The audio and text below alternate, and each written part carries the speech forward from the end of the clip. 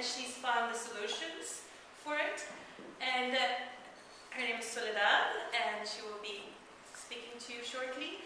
I met Soledad when I just started at the Swedish Institute about 3.5, 4 years ago. And she was speaking to a bunch of international students on their first day about her journey. At that time, I'm not sure if she was a social entrepreneur, but she had a very impressive background of holding leadership positions. And I think that she can be an inspiration to many young women. So, welcome. Thank you. It inspired me a lot. I prepared a presentation, but I really want to say in the beginning that feel free to interrupt me at any time. I used to study human rights, and we had a professor who always said, like, do you have any questions? And with his whole body language was really telling us that please don't ask any questions. But I'm really saying that please ask questions, interrupt me, and even if you disagree with me, I would really love you to tell me that too, because I like it when people like challenge me and ask questions and come without a point of view. My name is, as Javiera said, is Soledad. Does any of you know what that means? Spanish. Has something with Spanish name, yeah. I think it's lonely or alone. Yeah, right? yeah, it is. Yeah, exactly. That's the reaction I often get. Sorry. No, it's it means loneliness in Spanish. I often hear it's like, Soledad, what a beautiful name, like sun, solidarity, it's so nice. And then I say, no, it means loneliness, and everybody's like, oh my God, how can you have that name? And the reason that I got the name is that my parents came to Sweden as political refugees from South America, from Uruguay. And my mother, at the first time she was living in Sweden, she felt terribly lonely. And she just wanted to go back to Uruguay. And she felt that she felt like she missed her family and friends, and she felt like she betrayed some of her companions because she escaped in one way. And so she was in a kind of crisis. And my father told her that you have to realize that we live in Sweden now, and we will live here for at least a couple of years. So you have to accept it in one way. So she said that, well, if I'm going to live in Sweden, I want something that connects me to Sweden and that makes this place more my place. So she decided, I hope with the help with the one that I call my father, but no, she decided to get pregnant and to give birth to a child in Sweden that would be her connection to Sweden. So she got pregnant and she got me, and she decided to give me the name Soledad because she felt so lonely in one way. I think my role was to try to break up that loneliness. So I think that my mother's name and my mother's background has influenced me a lot in my life and the choices that I make and why I do things. Right now, I'm working with this project together with a lot of other people that I'm going to introduce to you that is called Retoy.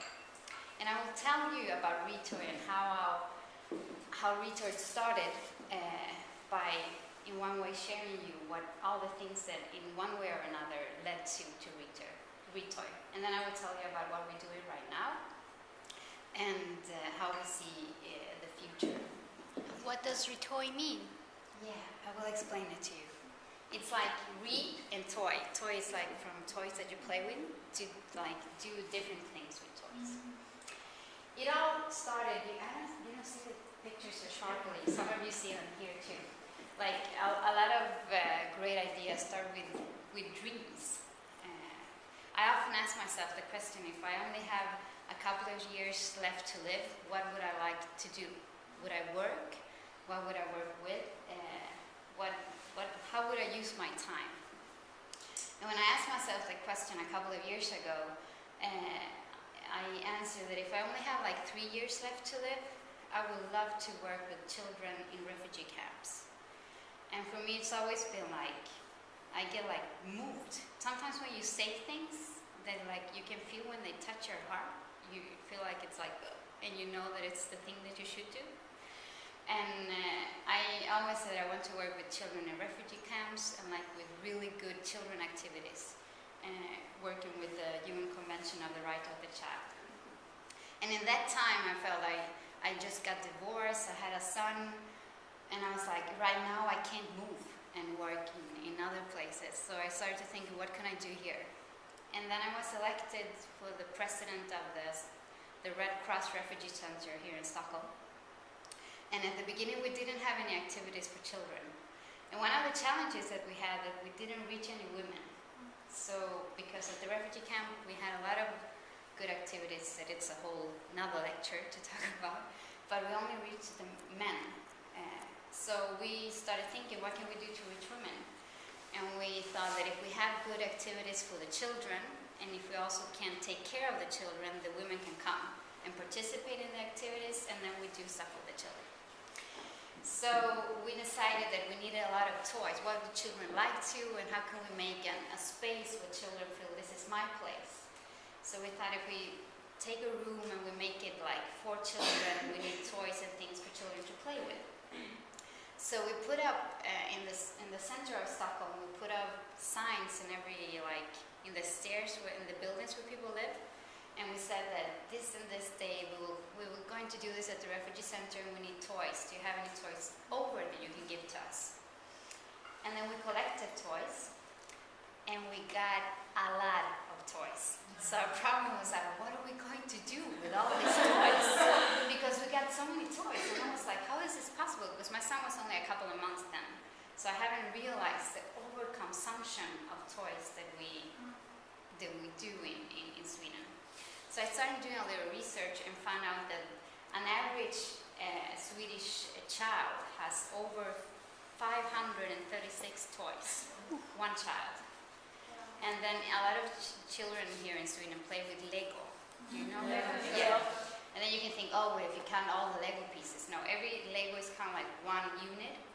So it's still like, they have like 536 different toys.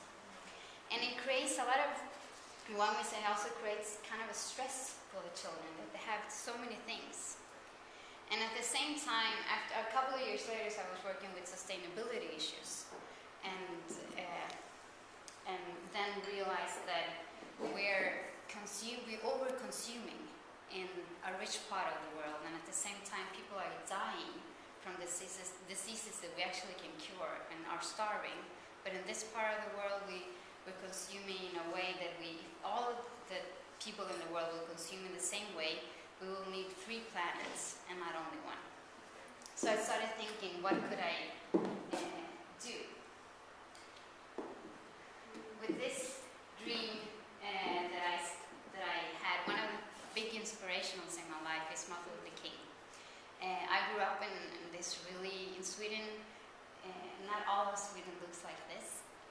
We also have, and even if I grew up in an immigrant, it's really not fair to call it a ghetto, because we don't have any ghettos in Sweden, but we have areas where a lot of people that just arrived to Sweden live.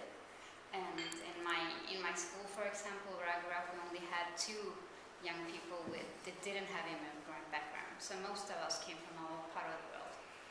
And we have places in Sweden where people that are don't have the same social economical opportunities the other people live. Comparing to other countries and comparing to how the world looks, you can say it's like ghettos or really poor areas, but comparing to the standard in Sweden, there's a big difference. And growing up there, I also see that we have a lot of segregation problems in Sweden, as we do in all of the world. And Martin Luther King really made a difference for me, just pointing out that you have to have dreams and that there are different ways of doing